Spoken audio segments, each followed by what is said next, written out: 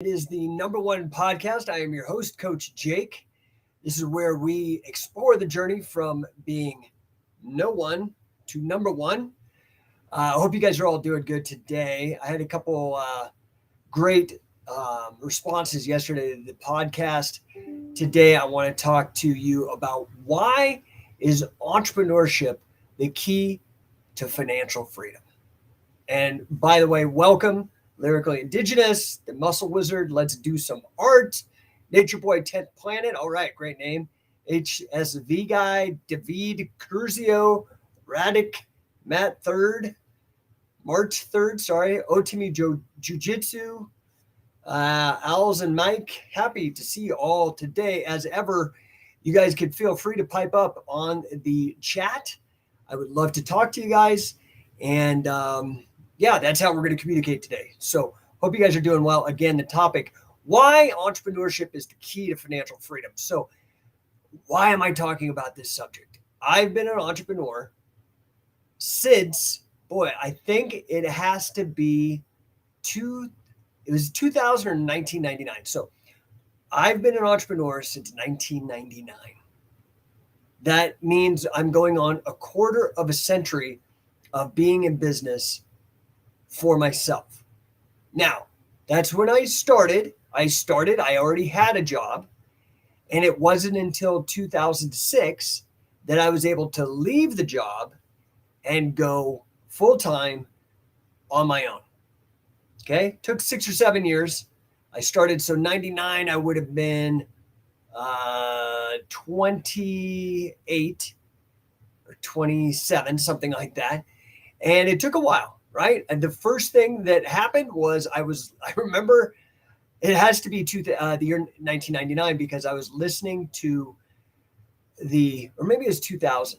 What was the name of that Dr. Dre album? Was it 2000 or 2001 that came out that year? Or it came out like the year prior to the title. Anyway, that year, there is a lyric in one of the raps where Dr. Dre is talking about somebody who's trying to diss him. And he says, move units and then we'll talk. Something like that. Move units. And it got me thinking. I was in grad school for financial engineering, which is ironic because you learn zero financial literacy in the establishment system, which is, in my opinion, probably by design. Because if you give financial literacy, then you don't have to have a JOB, or you can at least be in charge of your own JOB, right? So I went all the way through high school, college, and then grad school. And my grad school was in financial engineering, and I totally didn't learn anything about financial literacy. Of course, I learned everything about how to work a spreadsheet, how to build models, all these various theories, but not about actually how to become wealthy myself. Now, entrepreneurship has taught me that, okay? And that's really what I want to talk about today is why entrepreneurship is the key to financial freedom, right? So we're going to today deep dive into the world of business and entrepreneurship, explore why it is the ultimate path to achieving financial freedom, okay? Now, what's up, Bellmaster, Lonnie Hammett, Golden Shellback, Sad Guy Hussin, Master with Cracked Ribs, James, Tor, Radic, all you guys, happy to see you today. So, like I said, in today's episode, we're going to deep dive into why the world of entrepreneurship is the ultimate path to achieving financial freedom. Now, I started scientific wrestling in 2003, and here we are today, blowing up. Now we have, last year we launched our affiliate program. We have 11 affiliates across the United States and Canada, looking to expand overseas. Very excited about that. Check it out. Scientificwrestler.com has the value stack, so you can check it out. But let's really talk about what does financial freedom mean. Lyrically Indigenous popped in, said it was released in 1999. So that was the first year. The first thing I did was I was very heavy into professional wrestling at the time. I was taking a break from grappling because I wasn't achieving my goals in grappling at the time. And I was feeling a little lost. This is before I had really discovered catch wrestling wholeheartedly. It was just on the radar, but I hadn't gotten obsessed about it.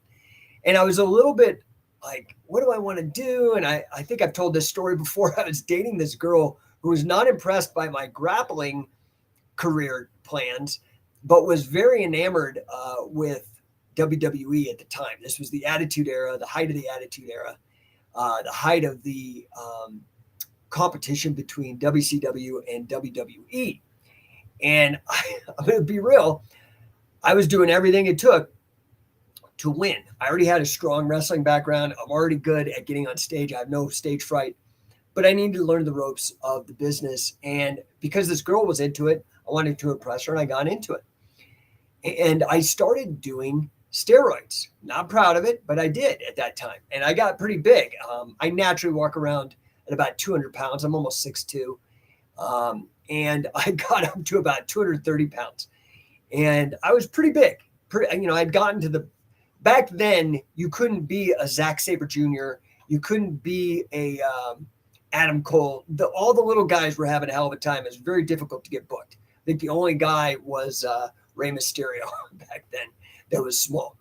So you had to get as big as you could. Anyway, I figured out that, oh man, I'd heard that Dr. Dre lyric. And I thought, you know what? I can't be the only one that wants access to these things. Now you can go and get testosterone replacement therapy. You can just go to your doctor and they'll take care of you. But back then it wasn't so easy. I'd done a lot of research and found all of these overseas companies where it's not illegal. Like in Mexico and Canada, it wasn't illegal to get certain kinds of steroids, like Decadurabolin and these other lower end D-ball and things like that. So I had this list of all of them, and I concatenated the list and made a directory and started selling it, not online, but in the back page of like the San Francisco Weekly, you could run an ad. And so I'd run these ads. And that was my first thing. And I made some money. It wasn't huge, but it was profitable, but it wasn't huge. But that's when I got my first taste, right? So from there, I experimented. I tried to make a set of Excel add-ins in a spreadsheet that you could sell that would do calculations of body fat, body mass, these kind of things, track your workouts, give you all that. I called it Fitnomics back then.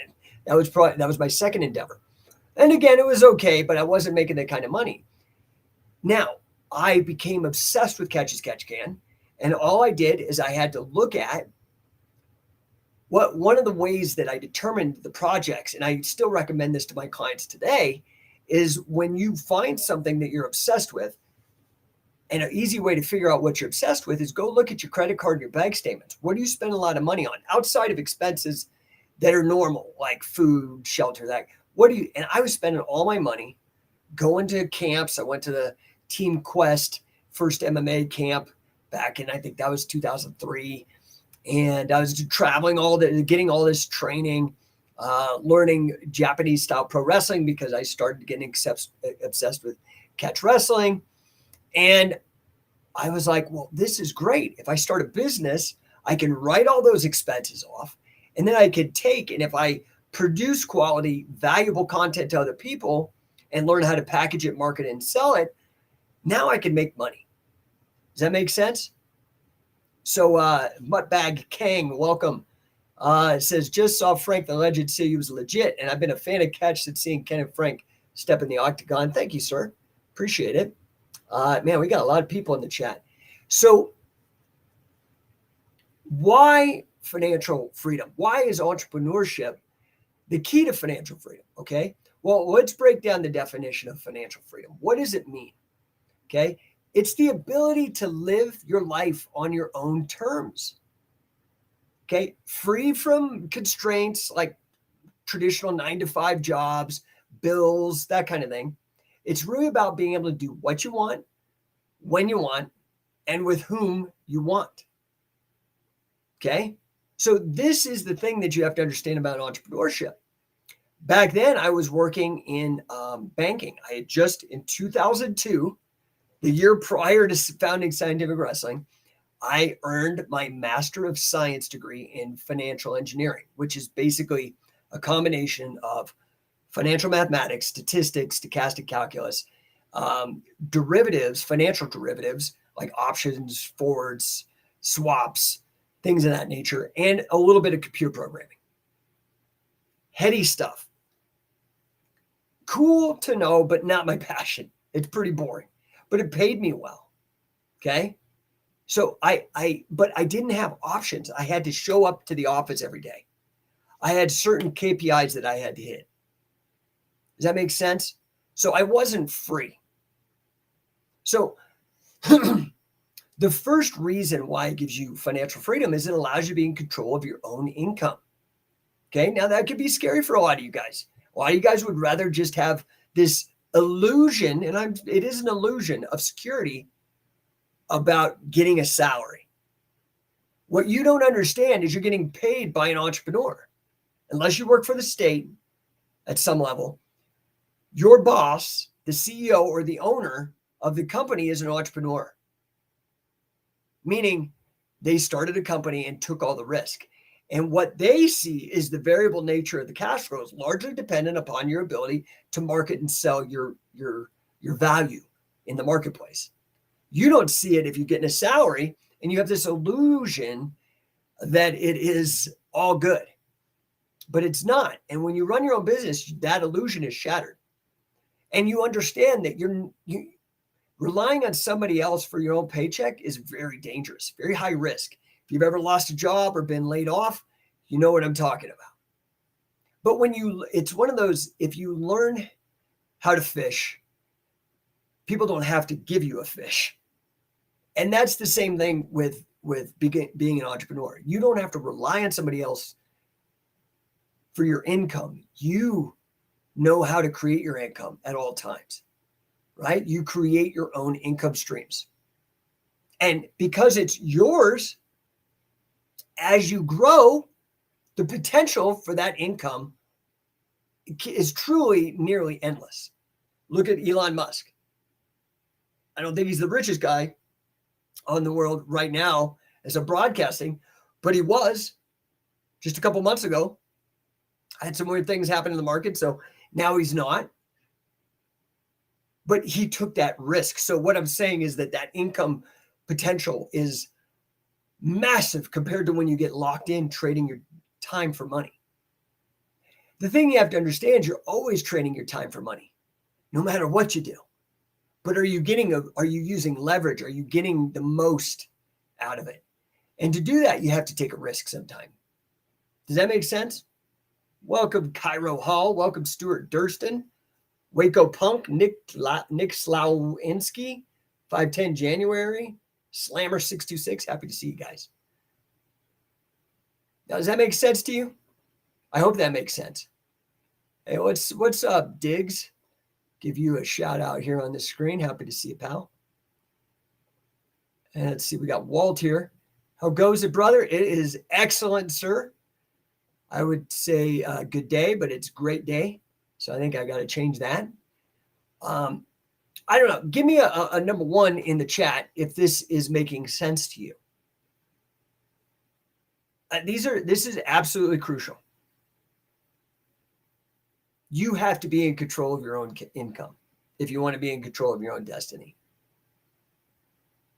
Now, not only do you get to control your own income, another reason why entrepreneurship is key to financial freedom is because it allows you to actually diversify your income streams. So once I actually started getting traction, I had my first couple failures, and then I figured out how to do scientific wrestling. Now I found something that connected with people. Next thing I did is I created the mace bell. Excuse me, the whole mace movement. And that connected with people. Then I was still working. I had this other job, and I was at this, it was a reverse mortgage, the largest reverse mortgage originator at the time. And I was in the metrics. I was the manager of I can't even remember my title. It's so long ago. But basically, I was a statistician and doing a lot of analysis for them. And I was having these really big wins with entrepreneurship and seeing the potential. And I was like, okay, these are cool, but I really want to blow up. I really want to do something big. And so I actually went I had a boss at the time, John Lundy, and he kept hammering me. He kept saying, dude, I need you to give me these market share statistics. Now, all the companies back then for reverse mortgages were privately held. So I couldn't go out to like a K1 and get the data. I was like, dude, I can't do that unless you give me a corporate espionage budget. And I'm not going to, as a joke, but I couldn't get the data. And so I kept racking my brain. And earlier I had worked as a statistician at a data cooperative called Abacus Direct. And so I had an epiphany in the shower because my mind was in this creative entrepreneurship mindset. First of all, I adopted the entrepreneur mindset, and I was in the shower. The idea just manifested, magic in my head, popped in. What's up, Eric Paulson? Good to see you, my friend. So it popped into my head, this idea that why don't I take this idea from the past when I worked at this database cooperative? It was in a marketing database cooperative. Abacus Direct was a subsidiary of DoubleClick, the big internet click company. They did banner ads and stuff like that. And I said, why don't I take the ideas that I've learned when I was a statistician at this database cooperative and apply it to this reverse mortgage space? Now we could create a database where all the people that I couldn't get data from, I would protect them legally with non-disclosure agreements and this, and they'd all contribute data, and then I could sell them back the reports because I knew that if we wanted that data, these other people did. But we could protect the data, spit back these reports, and show them where they ranked, but not reveal who else was ranking or whatever. You understand? And I went back to my boss. We had a weekly meeting, and he said, hey, what's going on? I said, hey, I figured that problem out. And he was very excited. And he goes, well, what is it? How are we going to do this? And I said, well, you're going to have to quit. I'm going to quit. And we're going to take Topher, the database guy, with us, and we're going to create it out for him. And he thought about it. And guess what? He quit. And we started it. And it was the first reverse mortgage consultancy in the space, still going since 2006. And we all quit. And since 2006, I have not worked for anybody else. Then I decided, okay, I don't want to be doing this work because it wasn't my passion. And my wife had an opportunity with a software company that she was already working with. And so we decided to work on providing enough value to where we could buy in and take over the company, which we did. Meanwhile, I was still working on Mayspell. I was still working on Scientific Wrestling. Okay. Now, how is this relevant? I'm saying the other reason that entrepreneurship is key to financial freedom is because it allows you to diversify your incomes. Not only does it teach you how to make incomes, but now you can set up multiple. So if the software company wasn't rocking, then I would have some money coming in from the consultancy. And if that wasn't, I'd have money coming in from Scientific Wrestling. If that wasn't rocking, I could do the Mayspell. And then I just kept stacking these up, almost like building up your own mutual fund. But the thing is when you buy a mutual fund, you don't know what's going on in those businesses. That's why a lot of people lose money in the market, because they just put their money in there and they listen to these money managers and they lose the money. But I started building my own portfolio of businesses, and you could do the same thing, but you have to have the mindset and you have to have the knowledge. That's what I'm doing here. Just trying to share that with you for free. So you learn how to create income. You then also learn the value of diversifying in your income. But the most important part, the most important reason why entrepreneurship is the key to financial freedom, freedom in general, is because it allows you to truly tap into your full potential. I mean, how many of you guys out there really truly think you are living up to your full potential? I'm just going to be real. I highly doubt it. I think that probably 95, 99% of the people out on the planet are not living up to their full potential.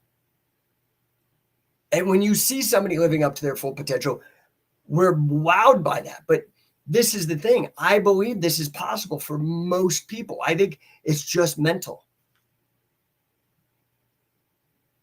When you're an entrepreneur, you're not just punching a clock, cashing a check. You're actually creating something from nothing, something that did not exist prior. I mean, had I been hit by a bus before putting out the mace, On It wouldn't have one. All these people out there making millions of dollars, whether they're trainers or manufacturers or influencers on the internet, whatever way they would have to be doing something else. This is the same for scientific wrestling. All these people that are going around trying to start their own catch as catch can thing. Hey, man, go for it. I'm happy. I did the same thing. You're probably not doing as good of a job as me. But I will help you. That's why the affiliate program exists. Scientific Wrestler. You can actually be my partner. Use my experience, my success as your launching point. But my point is you're creating something that did not exist prior. You're creating value. You're actually making an impact on the world. That is, I've done all these mental assessments. Money is actually low on my assessments. My wife, it's a huge motivator for her, which is great because I like money too, but it doesn't really motivate me at the end of the day. What motivates me is making an impact. And this is the greatest thing, is you get to make an impact as well. And so doing, you get to fulfill your purpose and reach your full potential, right? So if you are ready to take control of your financial future, if you're ready to diversify your incomes, learn how to earn, you want to tap into your full potential, okay? Then entrepreneurship is the key to that. Does that make sense? What's up, Carlos? Carlos giving me a number one. What's up, brother? Hope you're healing up good. Carlos is one of our promising coaches that's in our coaching program. Trying to get him to be an affiliate. He's a killer coach. Great guy. So now I told you I'm trying with the podcast to make it more efficient. I'm trying to keep the shows under 20 minutes. Yesterday I brought it all the way down to a half hour. I usually did hour shows. I'm used to my old radio show doing 2 hours. So I'm trying to bring it down. Today we're at 22. I did it in under 22 minutes. So guys, what can I do for you? Hopefully relevant within the topic I'm bringing up today, but it could be outside the topic. I have other areas of expertise. I'm going to give you guys about 2 seconds. If you have something in the chat, throw it up in the chat. Let me know how I can help you. Nature Boy 10 Planet. You want the hour episodes. Listen, dude. Okay, here's one thing I want you to understand. I appreciate that. And, that means a lot to me. And I appreciate you not only just piping up and give me your 2 cents, but that you want more time with me, which I appreciate that. The challenge is my time is valuable. Like I was spending a lot of time and I need to do other things. I've literally had about 15 meetings today already, business meetings. So I want to be able to give to you guys, but it is difficult. So yeah, that's part of the reason why I'm doing the shorter format. I may eventually go to longer format, but we have to start monetizing this because my time is better spent elsewhere. I've got 3 kids at private school. I've got a mortgage. I got all these obligations that I got to get done. So in addition to actually getting the business going too, because this doesn't really monetize for me. This is more of me doing a public service to help you guys and educate you guys as much as I can. So I hope that was really good. Oh, we've got the Emperor Charlemagne. Wow. That is one hell of a title off of YouTube saying, I always catch your podcast when you're about at the end of them. So here's the good news, guys. Part of the reason why I'm shortening them too is that I've engaged a professional producer, and the producer is really helping me blow this up. And one of the things that's good about this is not only are all the shows up on YouTube, so you can go over to my YouTube channel, both on the Scientific Wrestling and my personal No1 channel, but they're also on Apple Podcasts. I'm really excited about that because about 80% of the big guys, and I want to get up there. I'm always trying to be number one. So most of the big guys, they get 80% of their traffic off Apple Podcasts. So I'm super excited. You can go find me over there. I'm going to put the link up as well Dennis Carminati, welcome. Stellar Steven gives me a number 1. Thank you, sir. All Nation Tattoos, Dave Ujum joined. Let's see. Oh, and then Charlemagne says, Emperor Charlemagne, speak about the superior wrestling and MMA compared to BJJ and how catch plays a role.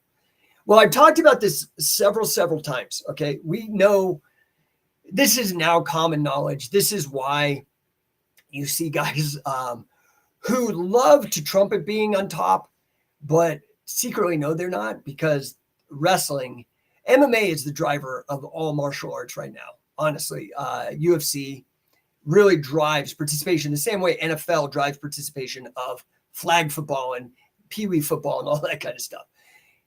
Wrestling is the greatest predictor of champions in MMA, period. Statistically, and this has been going on for like decades now. There is some lag time with the propaganda and the marketing being sold about, let's say, Brazilian Jiu-Jitsu.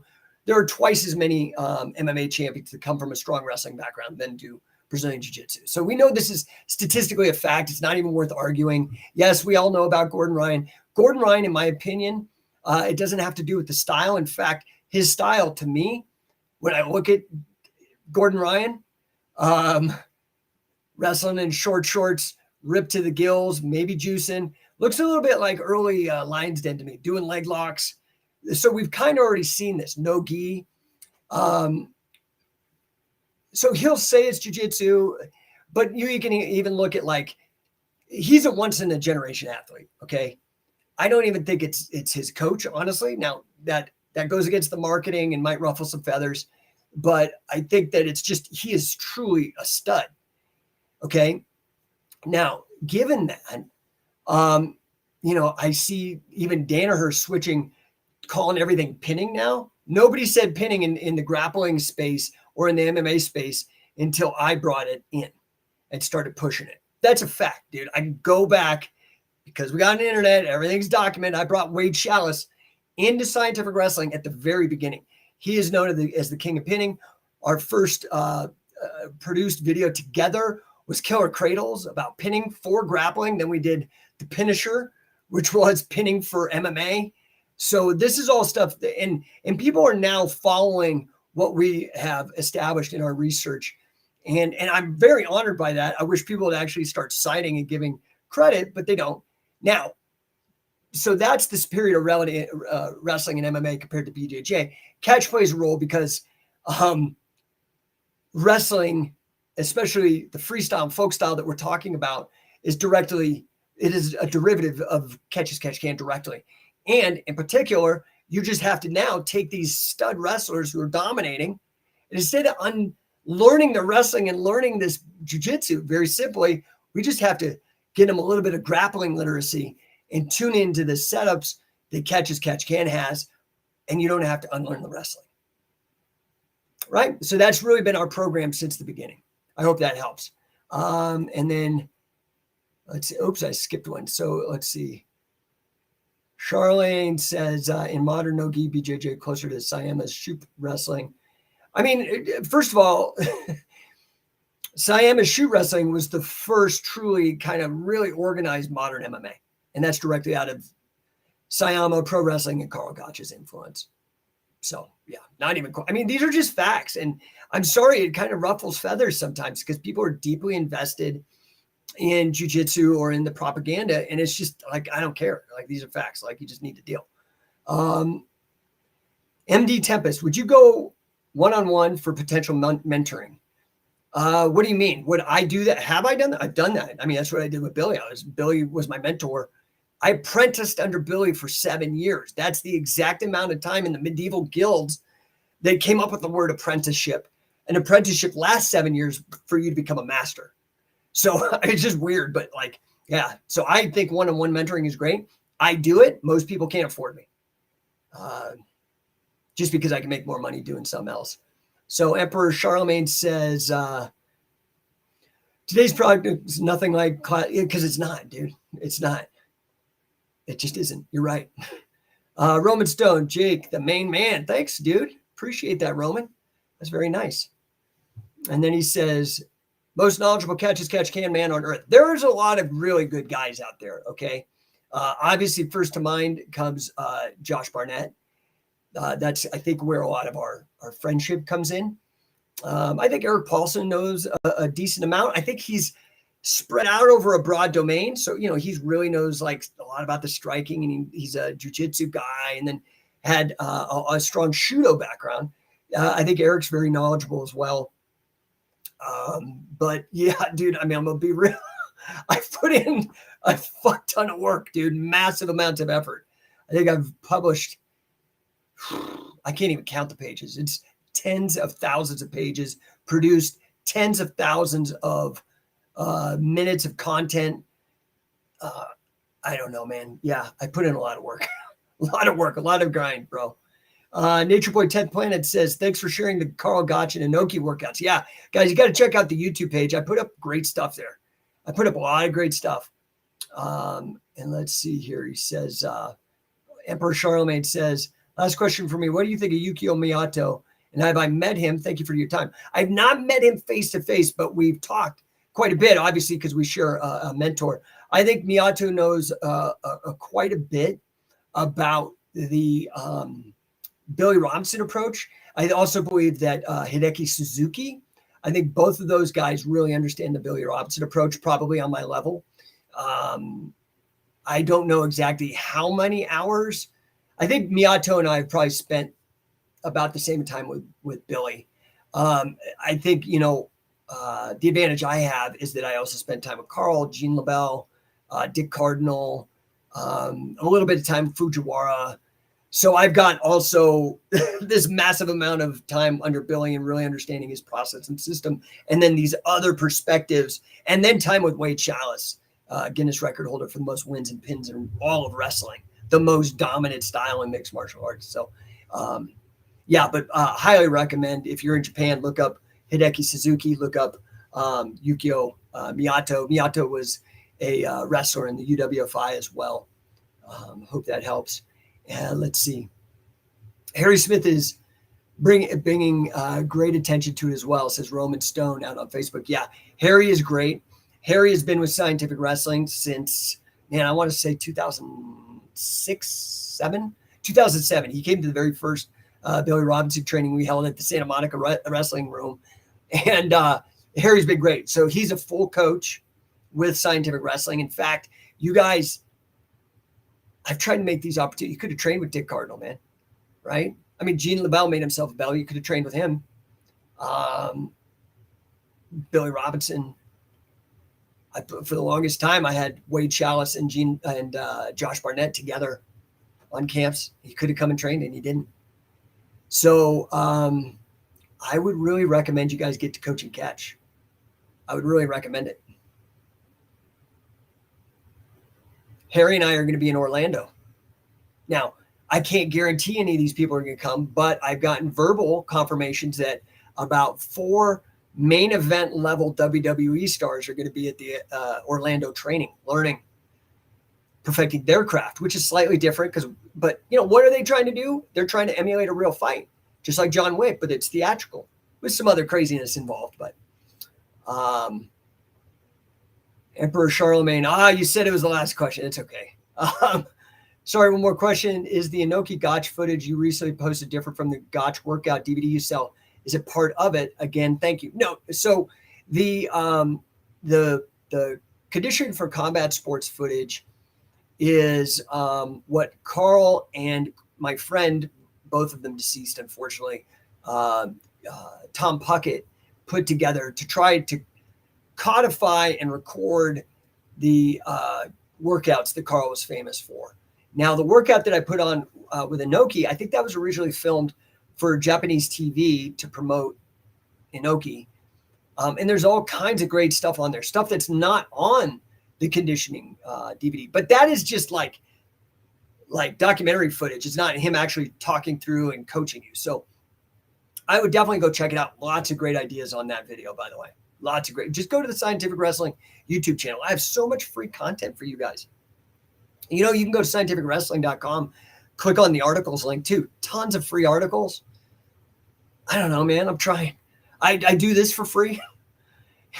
Just trying to get you guys, share. Like I said, I'm motivated by impact.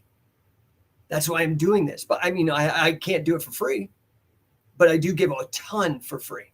The Fighting Library, which has the first 4 encyclopedias of scientific wrestling, 2 bare knuckle boxing compilations, jiu-jitsu compilations, all these old tomes. It's over 10,000 pages, and just thefightinglibrary.com. Go there. Tons of stuff. So anyway, any other questions, guys? Otherwise, office hours are going to close.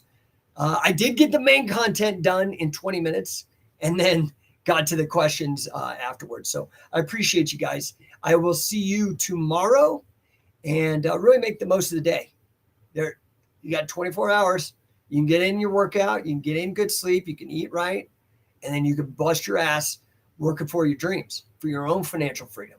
But, one thing in closing, I'd like you guys to understand: freedom and responsibility are 2 sides of the same coin. They're 2 different perspectives on the same concept. You're not, unless you happen to luck out, get the genetic lottery. Like some people are lucky genetically. They have good looking parents or whatever, or maybe they have ugly parents, but the combo produced a good looking kid. That's lottery. You had nothing to do with that. You really shouldn't be proud of it. You're just lucky. Some people get that with silver spoons. Some people are born with rich parents. Okay. I'm not talking to you guys. Well, if you don't learn financial literacy, it will end with you. You'll be the last in your generation because you'll squander that money because you didn't learn how to earn and how to keep it and how to grow it. So freedom, financial freedom, and responsibility, which is basically financial literacy, taking risks, experimenting, learning. There's no get rich quick unless you're a trust fund kid. I have no problem with that. I'm just saying you're going to have to work your ass off, okay, if you want freedom. Freedom and responsibility are effectively the same thing. All right, guys, I really appreciate you tuning in. We will be back tomorrow.